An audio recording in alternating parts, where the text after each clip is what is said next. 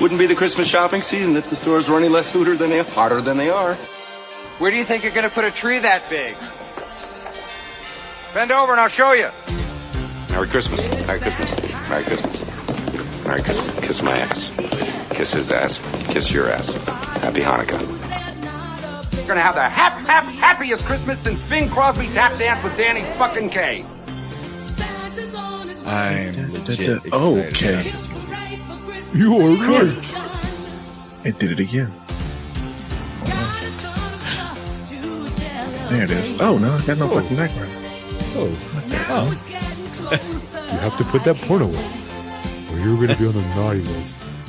Oh, brother, I've been on the naughty list for quite some time. All right. Oh, my goodness. Well, this is it, boys. We tried, and it's a shame the internet doesn't work better apparently in Austria because we can't get Matt in here. We can't get the schedules synced up to do it. We were going to try and do it live. We were going to try and do a movie watch. We're going to try, but Matt is in Austria. Eins. So we are going to be doing, as the music you just heard tells you, this episode of The Locker Room is going to be our Christmas vacation episode. Welcome to The Locker Room. I'm Tom. I'm Chuck. I'm excited. And Marco.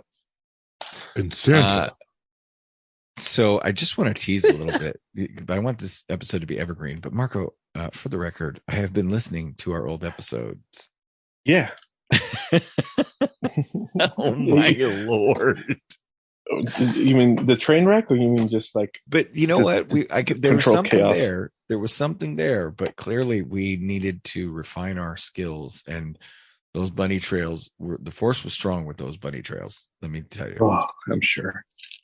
There's plenty of fucking bird walks that were taken. But so what I think we'll do is I think Mark and I will record a little commentary. Well, that sounds good. And I'll come up with a couple of clips from these episodes that are worth listening to.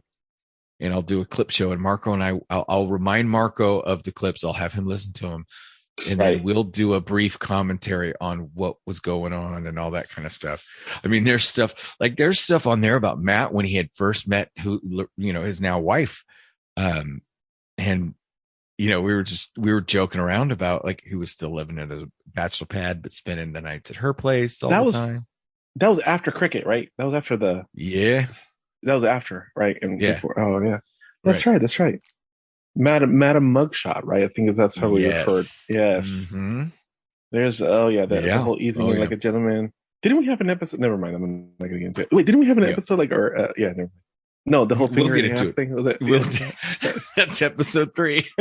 Woo! That's the one I said. Just start with that episode. It goes downhill really fast.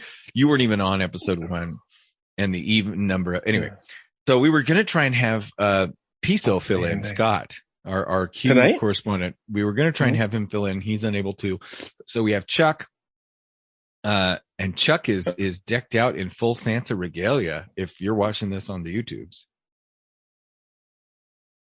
Yeah. Santa Claus. He said it. Yeah. He's okay. Chuck is committed to the role. You sit on a throne of lies. Exactly. I like the one from Home Alone better. I know you're not the real Santa. I know you, but you work for him. Right. And that's totally plausible to me. I like that approach. That fat fuck works for me. So not with those naughty words, sir. I'll show him some naughty words. I'm sure Lord, you will. What is happening with Chuck? Just waiting for him when he comes down that chimney. Did you hear that awful joke from Santa? Is that where you heard that awful joke? You got a whole different Santa. God damn, Santa can't breathe. Okay, let's take the beard off then. No, I'm good. I don't want you stroking out on the podcast the way Matt did on Drunk Star Wars. No, we got to call your wife to check on you. She's behind me. If he does pass out, then one of two things happen. Well, we're going to definitely laugh our asses off at him. It's just going to continue the tradition of somebody passing out on the podcast. What is this? My fucking Clark Kent now? Jesus Christ. It's my eye. Fuck. This week. This is not old cherry Chris Kringle. We got fucking. I gotta Crumpets. tuck it in. It's getting weird. I gotta tuck that right in the band. Oh my god! You gotta tuck it in. Tuck it like a fucking drag queen. Tuck it up. What kind of a Santa are you running? I'm not taping it behind me. I'm tucking it up. All right, buddy. Duct tape. I heard duct tape works really well. You do you. Ooh, that's gonna hurt. Brazilian. I'm just saying. Well, tonight we're going to talk about Christmas classic, National Lampoon's Christmas Vacation. In my opinion, potentially the best of all of the vacation movies. I thought you were going to say the best holiday movie. Period. No. I've got a list of Christmas movies that I love dearly, and this is at the top. However, sure. I would venture to say that even when you go back to the original Vacation, which was brilliant and it was amazing, it was hilarious, but this movie is timeless. Like, this is a Christmas classic, right? You know, right? It's just, you know, how many people have probably seen this movie and never seen any of the other Vacation movies? Hey, different Rusty and different Audrey altogether, right? Oh yeah, like Julia we'll Lewis get into that. And, yeah, and Johnny Galecki from The Big Bang Theory. Right. Way before. Well, and it was Wonder Years as well, right? He was like the older brother in Wonder Years, wasn't he? No, that was the other kid, Jason Hervey or whatever. That's true.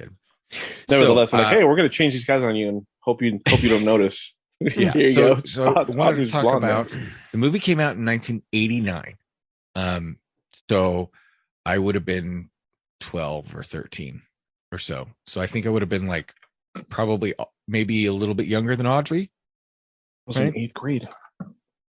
Yeah, Marco and I think we had either just met or were just about to meet. I think we're about to meet. I think we met in 1990. Yeah, because I was in high school, beginning of high school. So this movie was. Do you guys know who wrote it? No. I'm gonna go through some fun stuff then. Yeah. Hit me. So first, the movie was written by John Hughes. No. Yes.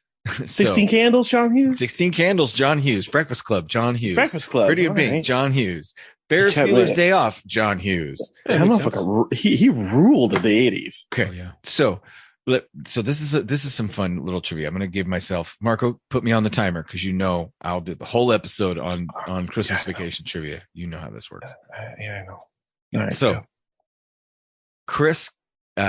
John Hughes writes a Christmas movie, Christmas Vacation.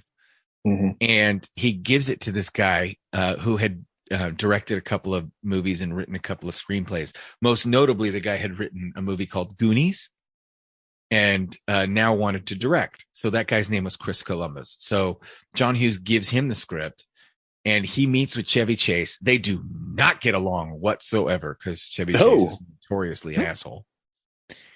So he tells John Hughes, hey, I quit. This is not the right movie for me. And John Hughes goes, you know what? It's probably not. However, I do have another Christmas movie. Gives Chris Columbus the other script for the other Christmas movie he was working on. Which was? Christopher Columbus loves it, reads it, and goes on to make Home Alone. Oh, shit. Oh, wow. So John Hughes was working on the script for and the production of Christmas Vacation at the same time that he was working on Home Alone. Wow. Talk about like screenwriting, like genius. Anyway, so John Hughes was working on this. He brings everybody back because John Hughes had written the original Vacation movie as well. And if you can believe this, for those of you who love the War Stories podcast, the Murtaughs from Lethal Weapon live next door to the Griswolds because it's the exact same street. Yes. Go back and watch that movie. The Griswolds and the Murtaughs are next door neighbors because they live on the exact same street on Warner Brothers backlot. Must have been on the left side because the neighbors on the right side, they constantly got, shit thrown through their windows. And That was Elaine.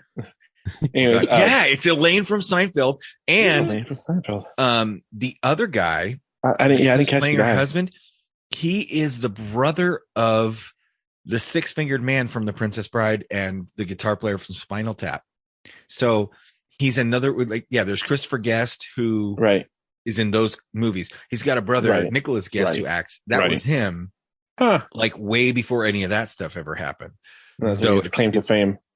Well, I think he was on Saturday Night Live briefly and stuff like so. That he was an up and comer, and then it never, like, it just kind of he never came. Yeah, he went up and never came. He never came. He was up and down. He blue balled that career. That's what yeah, that's right. So, so that was a little bit of backstory. So they made the movie, came out in 1989. Okay. Do you guys have initial thoughts and memories? Stop for a second. What? Just going off what you said. Okay. Can you imagine the end scene of Lethal Weapon when they're in the front, yard, and the Griswolds are next door? Clark is out there. Honey, come look at this. Oh my God, he's just done that. Russ! Chevy Chase. Yeah, Dad. Oh, come here, Russ. The neighbor's kicking the crap out of a bad guy, Russ. Get the camera. If this would have been an Adam Sandler movie, it would have tied in everything. Oh, this is true. Oh my God, he shoots him, roll him up, tells him to close the windows. Oh God, that would have been hilarious. So I love this movie. Just 100%. I'm wearing my Shitters Full sweater. I love this movie. It's probably in my top 3 favorite Christmas movies of all time. It's not Christmas unless I watch this movie. Do you guys have the same like relationship with it, or is it like I've seen it 1 or 2 times? I watch it every year, twice at least. I'm not gonna say. Yeah, no, that's a lie. I watch it every year, but I mean, is that a recent thing? No. I've watched it at least once every year during the Christmas time. We watched it together for a long time, like back in the day.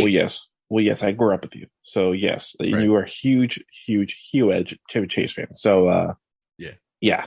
Of course, I've seen it with you a shit ton of times, but ever since growing up and growing on, I'd probably say I catch it once a year, and it's one of the things when it's on during the holiday season. Oh, it's gonna stay on. It's just a good fucking movie. Yeah, it's just amazing. So let's get into then. We'll start breaking it down chronologically. That fucking scene when he like looses it and starts beating the shit out of the fucking logs. Santa.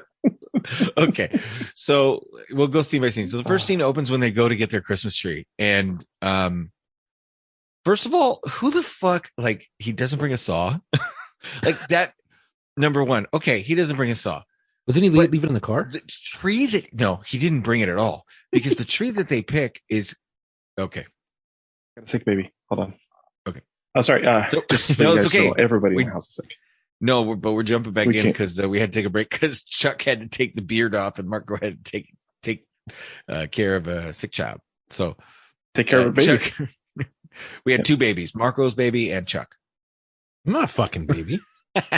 No, I'm joking. I was wondering how long you'd stay committed to the beard. It's so itchy.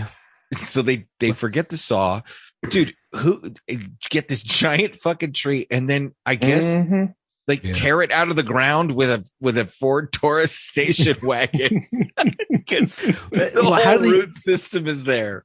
So if you remember, they had to hike up to get in. And Audrey, she's like, Clark, Audrey's frozen. And they're walking. She'll say, where he starts to do this. And he's like, isn't it lovely, Audrey? And she'll see it later, honey. Her eyes are frozen.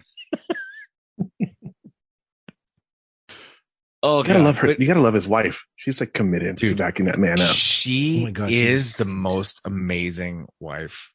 Ellen Griswold is just like she could be the first lady of this country. She's just an amazing woman to stand by Clark W. Griswold through some of that shit.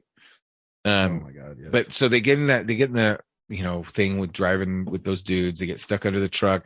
I still, my family and I to this day will be all singing, and then somebody will go, "Take it, Russ," and then everybody will stop, and then we'll all go, "Fa la la la la la la." Oh, that's good times.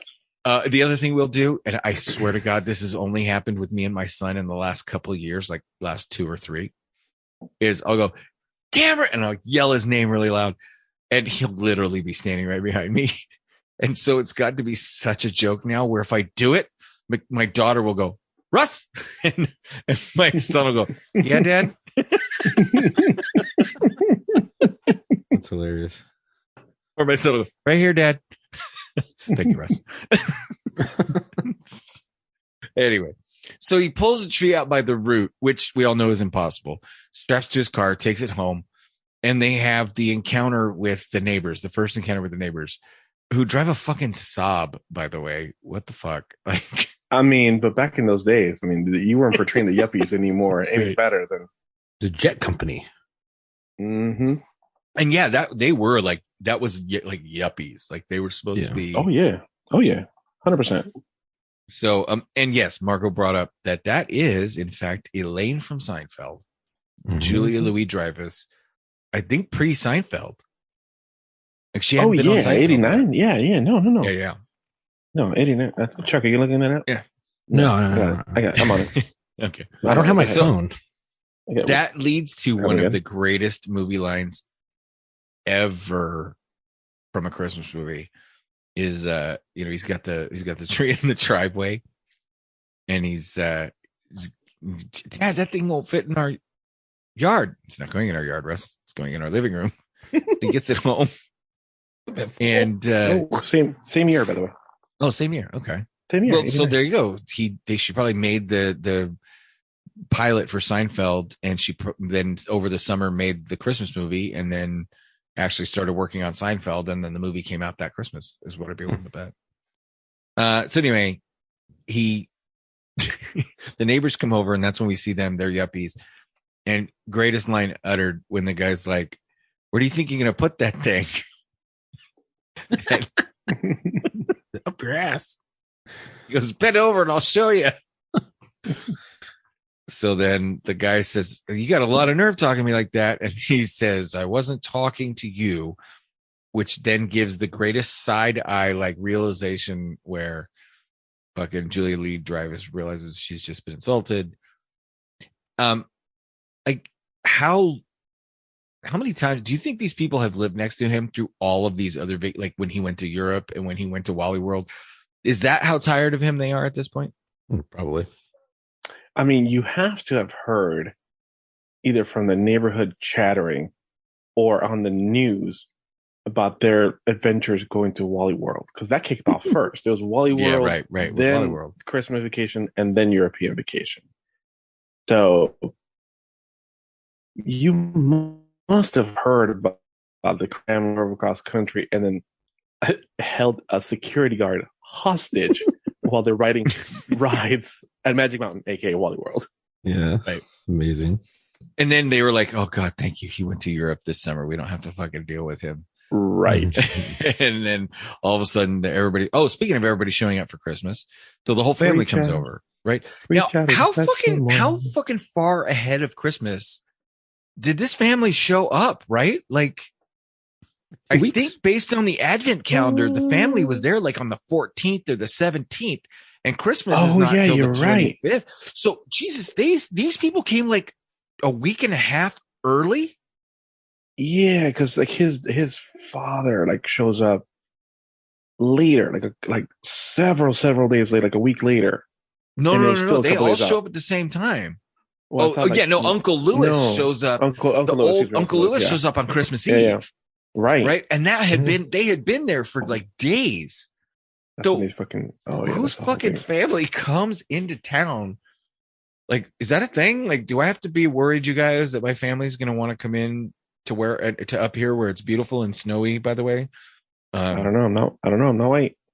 Can't tell you. Please stay away from that shit. Your fucking snow. Well, I mean, mine won't. First of all, let's be real about this. I'm a beginner, so the chances are my family's already here. You know what I'm saying? Like, there's generations in one household. So let's be real about that. So I don't have to worry. Because you're in Texas, you're closer to the motherland. I am. No, I'm not. Yeah, I guess I count. Yeah, you are. Definitely closer than you. Closer to Venezuela, anyway. I mean, there's always a second Venezuela or whatever, which is Florida. yeah, Venezuela to north. Yeah, exactly. South America north. Florida. Anyway, so the whole family shows up, and the crazy fucking scene with the mom, and she's like rubbing her mole, and then the mom is talking about how she's got hemorrhoids.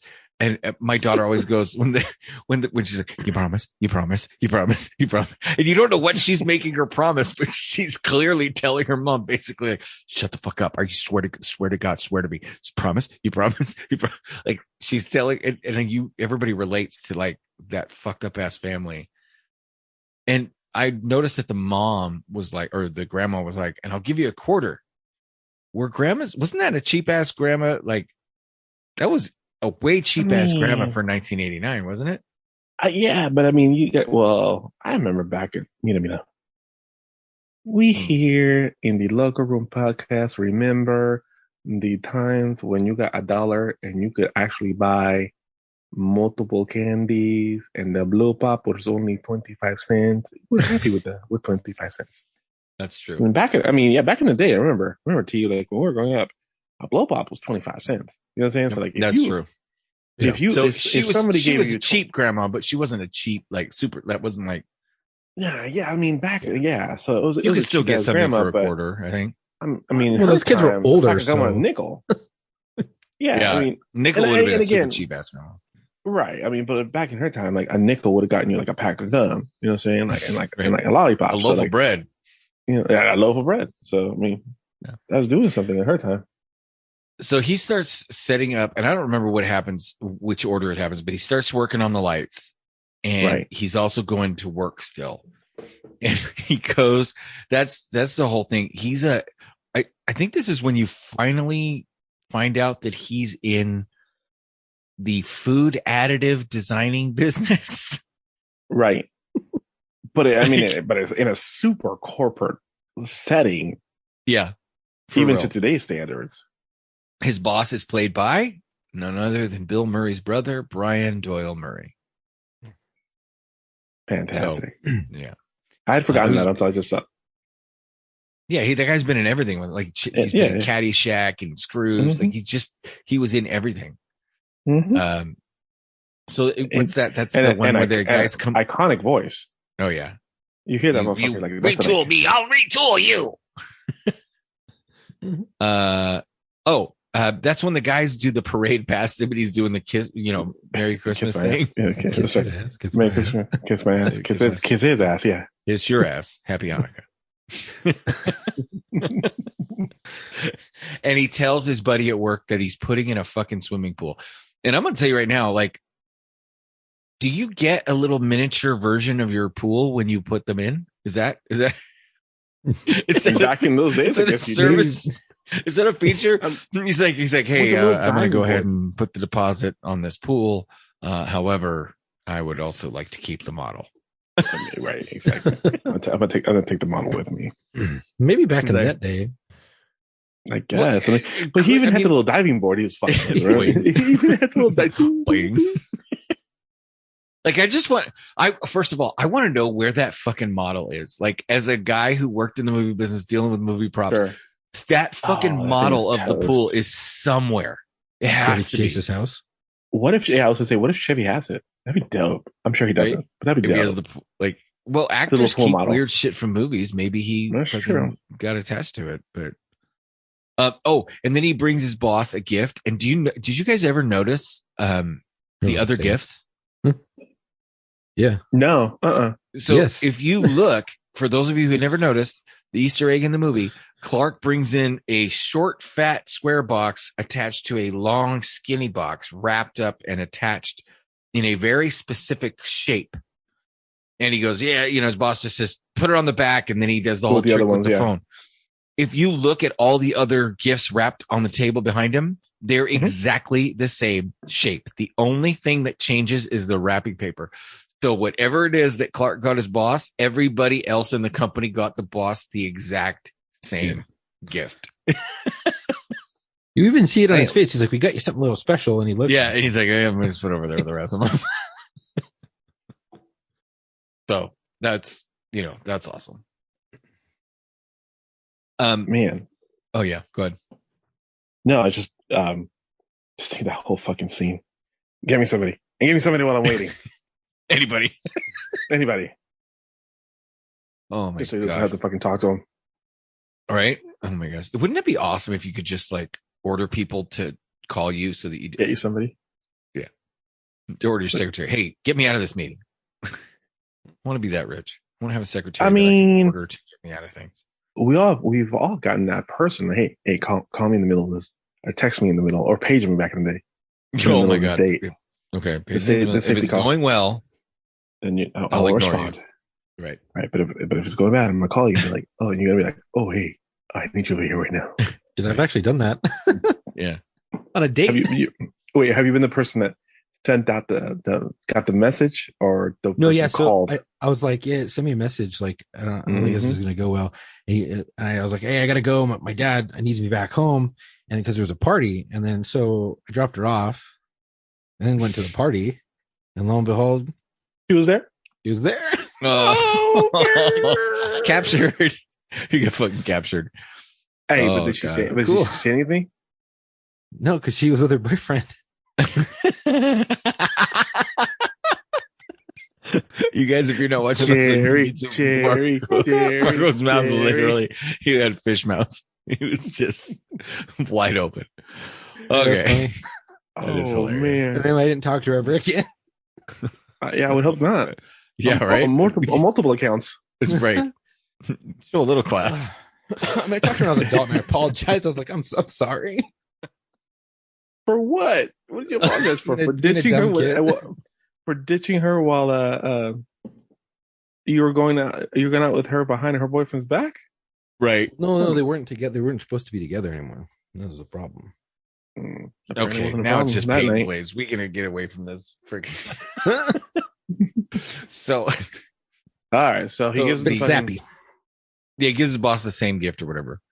He starts working on the lights at the same time. You know, like it's kind of like day night. Date night goes back and forth with his work and shit. Right. And he gets the fucking like his son's helping him set up the lights, and dude, the struggle is real when he pulls out that freaking thing with the big ball. Oh my god! Yes. I did it to myself this year, guys. I was Clark Griswold. I did not. Oh, I don't know what I was thinking. You didn't pack him up right? No, yeah, I packed up everything. I packed up everything else correct, except for the icicle style, little hanging strand, which is the fucking. I don't know what the fuck I was thinking, but like everything else, like I individually packed and rolled and like zip tied, except for the. I guess I was in a rush, but except for the longest fucking strands that I actually own, which are the fucking icicle ones. So it's not even just a strand. They got the little hanging strands off of that. And I must have spent half an hour to 45 minutes unraveling that fucking mess. Oh my God. I Russ Griswold myself. So yeah. You checked everyone. So that's when he like fucks himself up. And he's like doing the thing where he's trying to grab the ladder. And then he grabs the gutter and the giant chunk of ice flies out of his gutter into the neighbor's window and destroys what appears to be expensive stereo equipment. Like a fucking Casio keyboard. No, it's like I looked it up. This stereo system is like a collector's item to this day. It's some sort of like super bougie. Like they picked something that was really expensive back in the day, and then it became like a goddamn collector's. Probably had it. Oh, your dad probably did have it. Your dad was bougie like that. So he and therein lies the beauty of the line. My daughter and I have sweaters, Christmas sweaters. I have one and she has one, and hers says, "Why is the carpet all wet, Todd?" And mine says, "I don't know, Margot." Sorry, Todd and Margot, by the way. Right? Fucking Todd. It's always Todd. It matched their house though. Right? It matched everything. Like super modern, like weird modern, stuffy, stuck up. I've never been able to figure out their house because Like she's sitting on the couch, and then behind her, there's this door with a deadbolt that looks like it might be the front door, but then like when she comes in to fuck him up, when she punches him later, she comes in a different door. Like their whole house is all fucked up. Like I can't figure out, like, why is their staircase different than everybody else's staircase? Their staircase is like you can see through it, like an office. Like, well, the inside of their house is bananas. They must have remodeled that shit. Did you see their fucking matching trash bags suits or sweatsuits? Yeah, they're like modern. Fucking exactly. Silver colored fucking trash bags. Those were like the like Adidas, like I don't even know what those were. They're just designed to make you sweat. What? Yeah, well, yeah, they're like the ones that you fucking put on to like cut weight before a fucking fight. Right. You know what I'm saying? Like, yeah. Oh man. So, all right. So, by the way, boys, if you go to kiss your wife and you go, then I want to rub every inch of your body, and then she turns her head away and says, after you shower, of course. The answer is not, of course. The answer is, fuck you. Get the fuck out of here. You're just as sweaty as I am. Like, the answer is get the fuck in the shower with me. Like, let's, like, come on, boys. The answer is, te quiero bañar con mi lengua. I need my phone for Google Translate. Sorry. Let me hit the SAP button. That translates to, I want to bathe you with my tongue. You. So everybody out there in podcast land, repeat after Marco.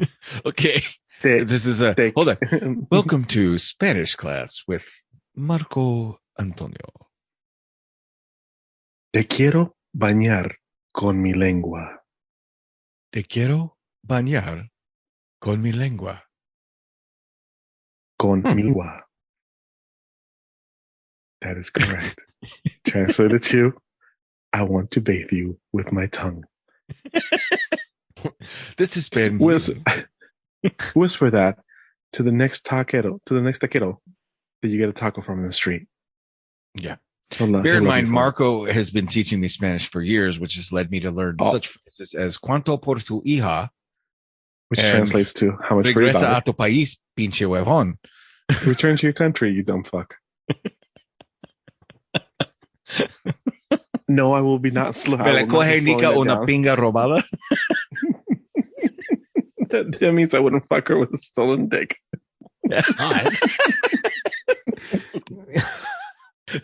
Tu abuela me la jala, tu abuelo es en muerte. Oh, wow. Something about your grandma? Yeah. Yes. It said your grandmother pulls it and your grandfather bites it.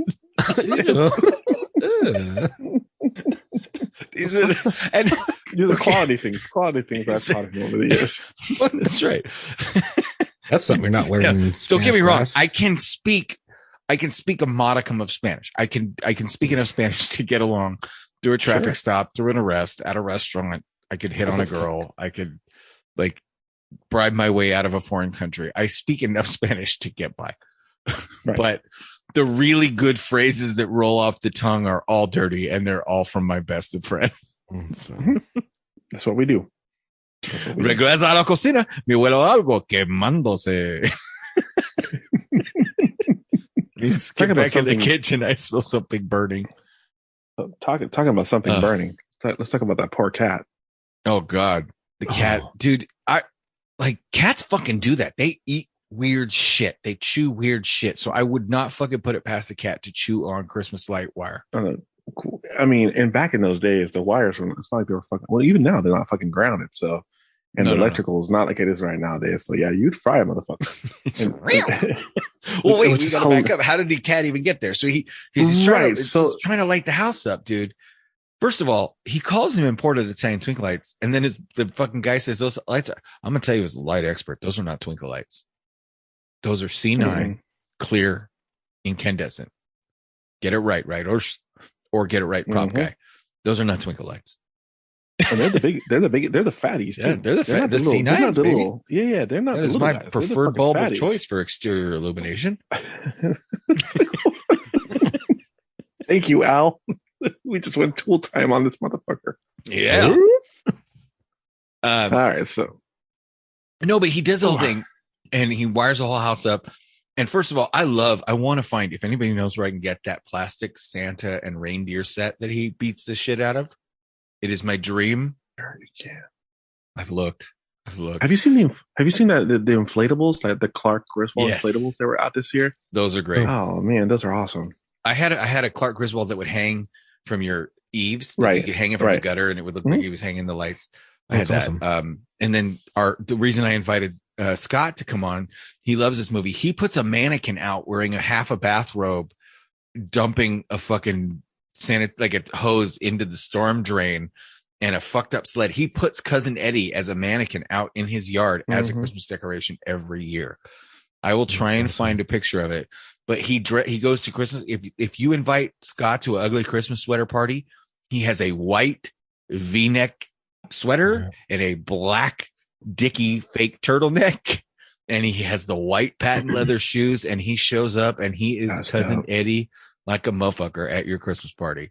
I have a photo of my buddy, exact same costume. And that's because he loves this movie, and he fucking dresses up like that every year for his Christmas holiday party with his family.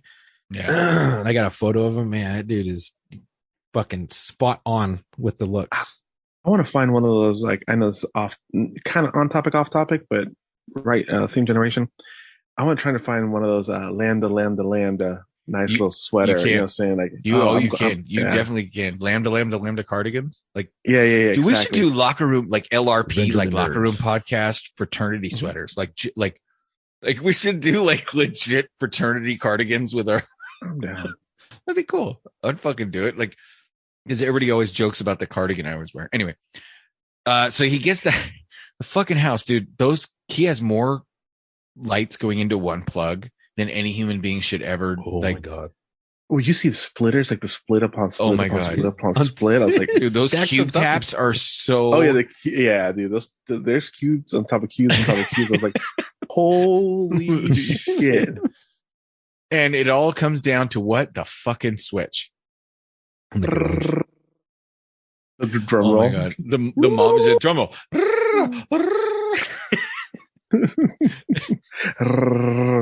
And so it doesn't work. To the world.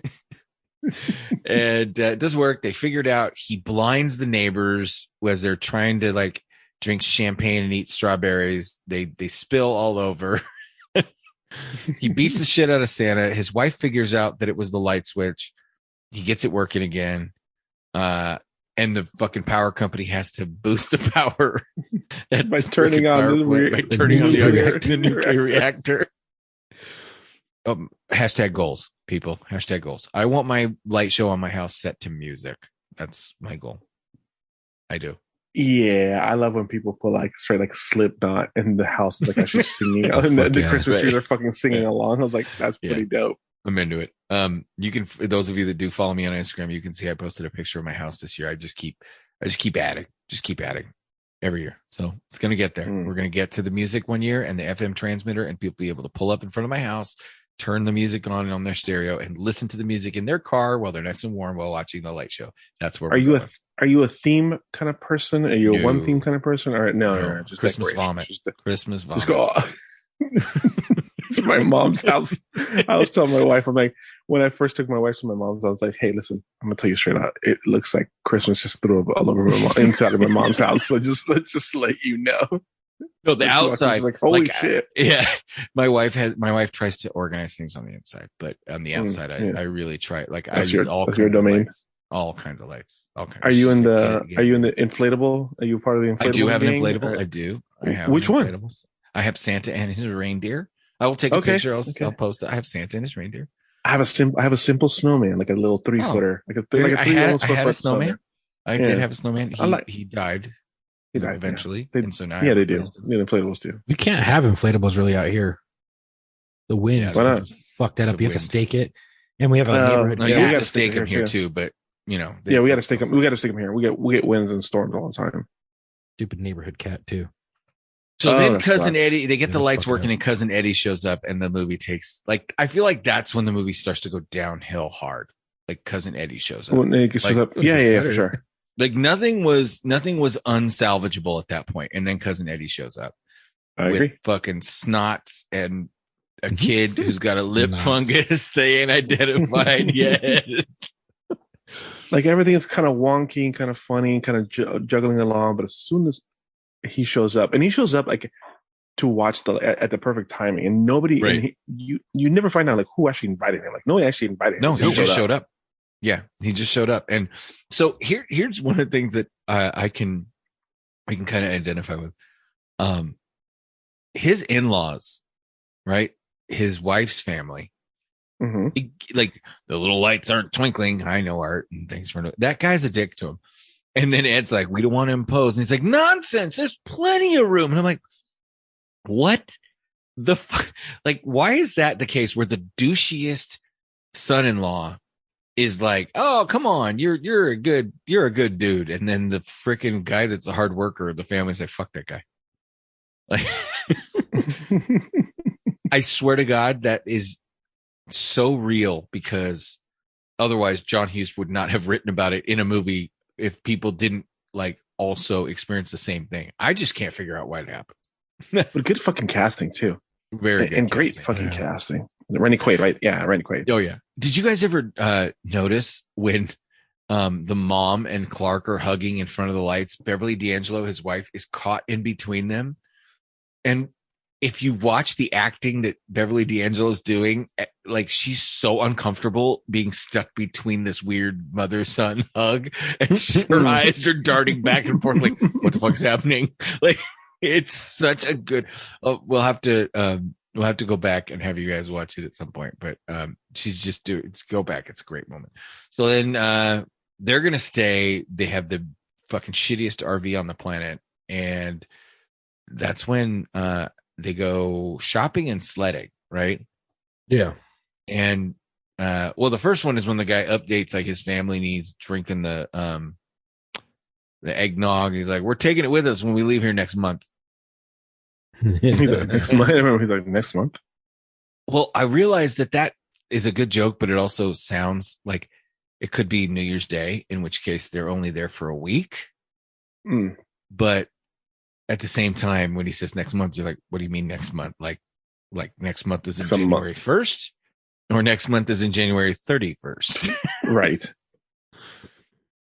So, I just I love the little wood spinning thing that he has. It's like candles.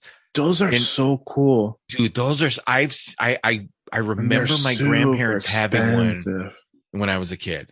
I remember they had one when I was a kid. I remember your grandparents having that, or at least a version, something similar, a version of it. Yeah. And I didn't appreciate how cool it was, and I have no idea what happened to it. But if for those of you who don't know what he breaks in this movie, it's this very delicately made wood almost machine where you put these candles, and it almost has like a clockwork. But what happens is the heat from the candles pushes air up towards that propeller. The propeller, right? And then as the air it spins the propeller, which creates the motion on whatever the decoration is. It turns a crank down, and down below there's actually usually a Christmas scene or something like that spins around. So it's almost like a cuckoo clock when the mechanism goes off. And it's great because some of them spin fast enough to actually create like motion, like a cylinder motion in the middle. Right. I mean, they're fucking dope. They're amazing. Very cool. And he just breaks it. I've seen. And I have seen some that are not. I've seen some in an antique store that are actually not glued. I guess traditionally they're not glued. Yeah, that's why when he touches it, hand falls carved apart. and pressed together, right? And just pressed together. So, and theoretically, he could probably put it together again, and it would be fine. But yes, my understanding is you don't. Oh, it's funny that they didn't. But my understanding is you don't, because the glue is extra weight and it's supposed to be perfectly balanced. So I don't know. And then they go sledding, and he puts that freaking like cooking spray on the bottom of it, and he goes down the hill. Oh yeah.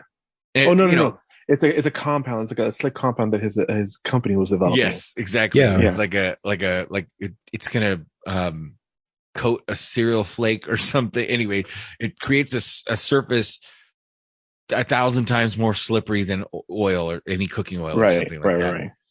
And he's has anybody ever sprayed that on a sled? Not to my knowledge. And then Eddie tells him that he has a fucking plate in his head. Oh yeah. The only thing he's concerned about is this part.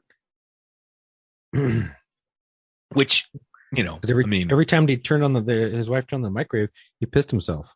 Yeah. I looked into those gloves too, by the way. Those are, I guess, Nomex racing gloves, those red and white gloves that Eddie's wearing. And they look ridiculous on him and they're supposed to look silly, but I looked them up. There's like $80 gloves. And I'm like, there's no way. Yeah, there's no way Eddie like had $80 fucking Nomex gloves, but I don't know. Well, I don't know. Maybe he came up on them at the fucking Goodwill or something like that. You know? Oh, maybe that was supposed to be.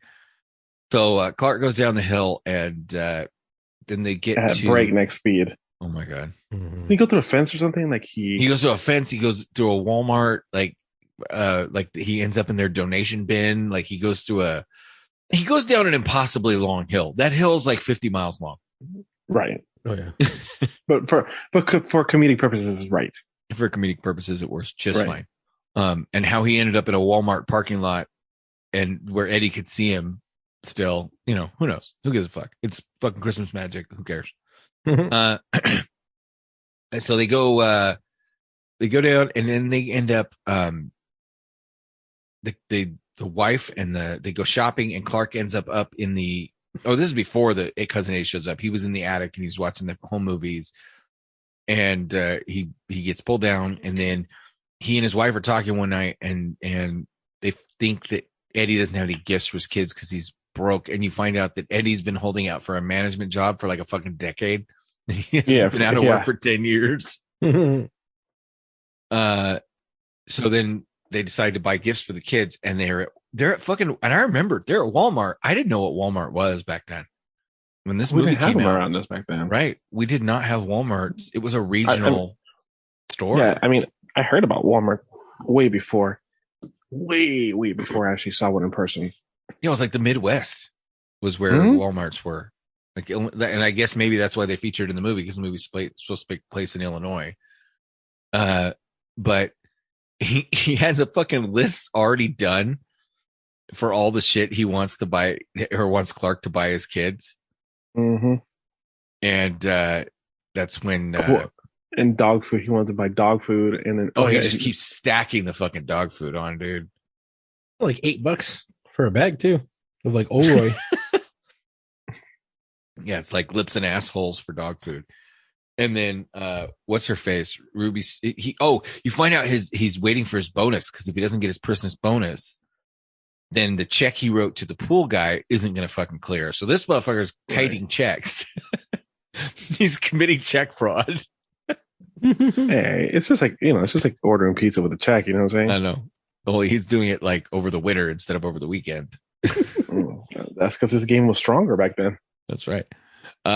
So he tells everybody, or you find out he's going to put it in the pool, and he has that fantasy of that girl taking off her bathing suit, the girl from the car store. Yeah. Oh, sorry. The girl from the store. Showing off her lingerie. Yeah, and she comes out of the pool. She's wearing it. Yeah, right. That's a dedicated sales girl. Yeah, it was fun. That's like one of my favorite scenes. Giggly. Can't see the line, can you, Russ? Russ. So that's the Melikaliki Maka scene where like great moment. The little girl. Mm-hmm. I was thinking like he's lucky that his fantasy when he was staring out at the girl in the red bathing suit coming out of the pool didn't give him a boner because he was wearing pajamas, and we all know how ineffective pajamas are at concealing a hard-on. I don't know, straight tent. Yeah, so that would have been awkward when that little girl catches you staring out the window if that were the case. So Santa. Mm-hmm. You shouldn't use that word. Sorry, shit and rocks. So then the whole family comes over for dinner, and dinner goes fucking terribly wrong. Bethany, the old lady brings her cat over. She wrapped up her cat. Did you guys have a relative that wrapped up old shit and just gave it to people? So, yeah, one of my exes, the crazy Cuban, you met her. Yeah, her grandma would wrap up shit. Like one year she gave us that one of those microwave trays for bacon. Where you line up the bacon sideways, seen on right? TV, like microwave, right? bacon, yeah, 100%. But like the actual packaging was from like the 70s. You know what I'm saying? Like it was like 70s or 80s. Yeah, it was like OG packaging. Like I was like, oh shit, I know you didn't buy this on eBay. Fuck no, she did not. She had that shit sitting around. She the might have had that. I was going to say that might have been brand new. It might. Yeah, it was. It was 100% brand new. It was 100% brand new, unopened. She had bought shit and stuck it in a cupboard and then just selected things to give out. Absolutely, 100%. Yeah, work. So they bring over the cat and a cat Jello mold, and the fucking cat and the dog are chasing each other, and the cat eats the Christmas lights, and the old man sets the fucking tree on fire. Yeah, he goes to fucking light up a stogie. Yep. And dude, next to the Christmas tree. Like this is where the movie makes me so fucking angry. And I just want to murder his fucking family because they're all like, everybody's shitting on him and they can't understand why he freaks out. Right. And then he's the asshole. Yeah. Right. They're all fucking, they fucked up his Christmas. Yeah. The family fucked up his Christmas. The family fucked up his Christmas. And And he's the asshole. I agree with you 100%. So he loses his mind and goes on the greatest fucking Christmas rant ever in known history of fucking human beings. Hallelujah. Celebrating Christmas. Well, wasn't that after? And wait, I'm going to play it right here. Hold on.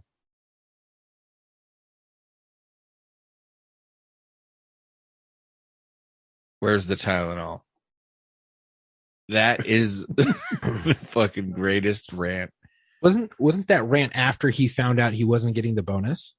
Yeah, because the delivery guy came and gave it to me. He's like, sorry, that was like my seats. You're right. Yeah, so that was the thing. That was the camel, the straw that broke the camel's back. Yeah, right.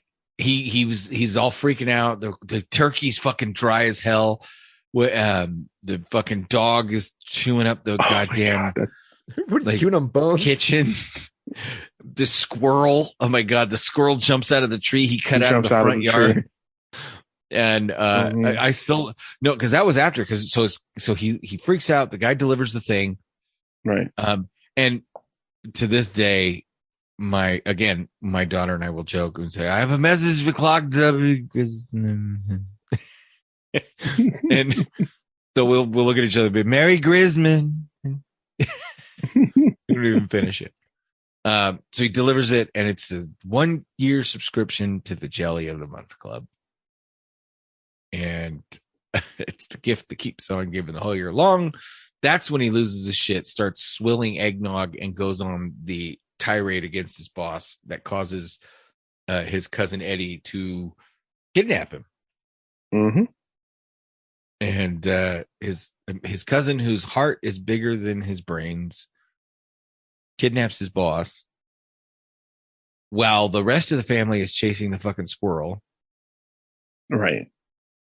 And then they're reading The Night Before Christmas when he shows up with his kidnapped boss. And then they figure out the Christmas bonus thing. He gets his new bonus check, which, I mean, add 20%. That's pretty cool. And I always wondered, like, is everybody going to get 20%, or is Clark only getting 20% because he kidnapped him?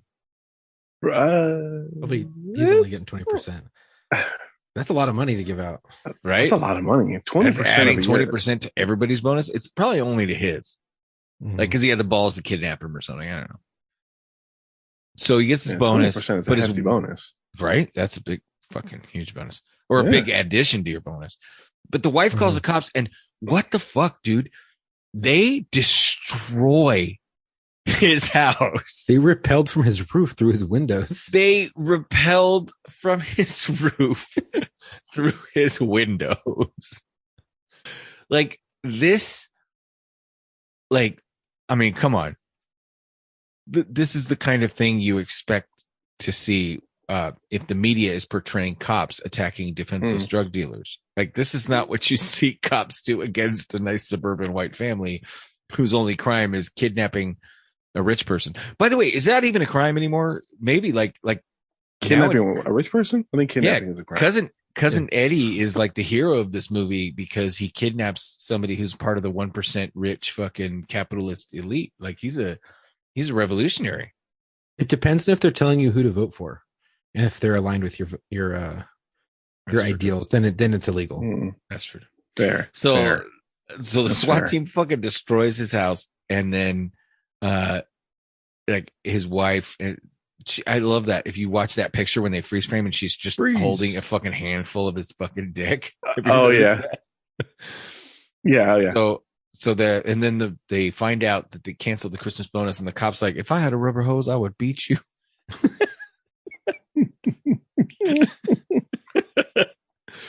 And then everything ends well as they go outside, and the old uncle lights another cigar that blows up the fucking methane in their sewer, sending the Santa he beat the shit out of skyrocketing across a full moon, and everybody's happy and dancing in a house that all I can think of is who the fuck's gonna board up those windows. Yeah. Well, and then, to the rockets, red glare, yeah. and it's flying. Oh my god, this movie is probably like one of the greatest Christmas comedies of all time. So I thought we'd go over it. Did you guys have anything else you wanted to say about it? I really love the fact after he's all inside and wrapping presents because his tree's fucking torched, and it's basically just twigs, and he's going through the presents, ripping all the burnt presents off, wrapping it in newspaper, oh my God, and then just hanging the fucking lingerie on the tree. I mean, everything happens to this poor man to getting stuck in the fucking attic. You know what I'm saying? Like finally, like remember like him. He had like those. There's like a bunch of like tender moments too. Like he finds like the old reels of his parents and when he was like young, and starts like watching those, and then all of a sudden, like, the mom comes through and pulls, and it ends in classic fashion for that movie. Somebody pulls down the fucking, the stairs, and whoa, down he goes. Yeah, it's like everybody has gone through or seen their family go through different variations of everything these people go through in this movie. Like that, I think that's why, like, everybody's had it go to shit. And I looked it up, by the way, for the record. Roger Murtaugh and Clark Griswold are not neighbors. They live in the same fucking house. It's the same house. It was filmed in the same house? Shit. Filmed, that's what it says. Yep. On that. Yeah. Anyway, I think that's why it resonates so well. And I think that's like... Because they're neighbors? No. I mean, just because like everybody's been through that kind of shit with their family. Yeah. So... I know I've never had the SWAT team busting through my window during Christmas while I was, while my wife was grabbing my junk. Yeah. But I think I'm missing out. I'm being honest with you. I think I'm missing out. Oh God. Oh God. Movie. Yeah. Well, I wanted to just say everybody who's supported us over this last year, Merry Christmas. I would say Happy Hanukkah, but it's over, and we forgot to say Happy Hanukkah during that time, so we fucked up on that one. To all our Jews listening, happy belated Hanukkah if you can wish somebody that. Happy solstice, blessed Yule, Merry Christmas, Happy Festivus, Happy Festivus, Kwanzaa. I was about to say Kwanzaa. Isn't Kwanzaa the made up one? Feliz Navidad. A ching ching chang, a ching chong ching chong. Oh no, it's not time for that yet. Sorry, I apologize. That was insensitive. Later on in the year. All right. Well, so does anybody have any Christmas jokes? What? Yeah, I just want to end with a dirty Christmas joke. Hit me. I know you're ready. I don't have one. I don't have my phone. You don't have your phone? How do you know? Why don't you have your phone? My wife was shopping on it. Oh my God. She's right behind you. I know. Okay. I can look up one. I can get my. She's asleep. So, what's the difference between snowmen and snow women? A candy cane? No way. Snowballs. Get your... That's cool. What do the Pope and a Christmas tree have in common? I don't know. A Christmas tree. Oh, it's gonna be dirty, but no, I don't know. They both have balls, but they're just for decoration. Okay. What does a train set and your wife's tits have in common? Oh. Fuck. I don't know. Well, both are made for kids. You just can't stop yourself from playing with them. Hey, that is true. Amen. Oh, amen, and pass the whiskey. Let's see. Why does Santa always come through the chimney? Why? He knows better than trying the back door. Okay. Get the dolphin real quick. It's funny. Why do elves laugh when they run? Why do elves? Because the snow tickles laugh? their balls. Yeah. Oh, No, we're not supposed to give away the punchline. That's the punchline. I was totally guessing. I had no idea. I just figured they were short. Why doesn't Santa have kids? Because he's smart. He only comes once a year. Oh, poor guy. Let's see. What do you get if you deep fry Santa Claus? Oh, a murder charge? Crisp Kringle. Okay. My son's gonna tell me that in a couple of years, right? Let's see. What do you call an elf wearing earmuffs? I don't know. Whatever you want. He can't hear you. Oh shit. Okay. On that note, we hope you've enjoyed our Christmas show. Marco and I will get together. We will record a couple of blurbs, the classics, and we are going to, without Matt here, fuck him. He hasn't reviewed these episodes, so I'm gonna tell you the parts that I'm gonna send you, Marco, the parts that we're gonna review. Yep, sounds good. And you can then listen to them, and then we'll get on and we'll release an episode next week that'll be just Marco and I introducing a couple of old classic segments. We're gonna mystery science theater 3000 ourselves. Yeah, for sure. Ooh, all right. Get ready for the shit show. Get ready for it. So until I guess until our next time, we'll see you in the locker room. And Merry Christmas, y'all. Merry Christmas, everybody. Thank you. What should we play? What song should we be playing right now? What is playing right now? Because we've already decided. So if future me knows what the song's going to be, me now is hearing that song right now. So what song am I hearing right now? Oh, what about what is it, Safe Ferris's cover of Merry Christmas, Merry Christmas? You're right. That is what I'm hearing right now. Oh my gosh. Yeah. How did you? That's pretty amazing. That's a good one. That's a good cover. That was 50. Yeah. Merry Christmas. All right.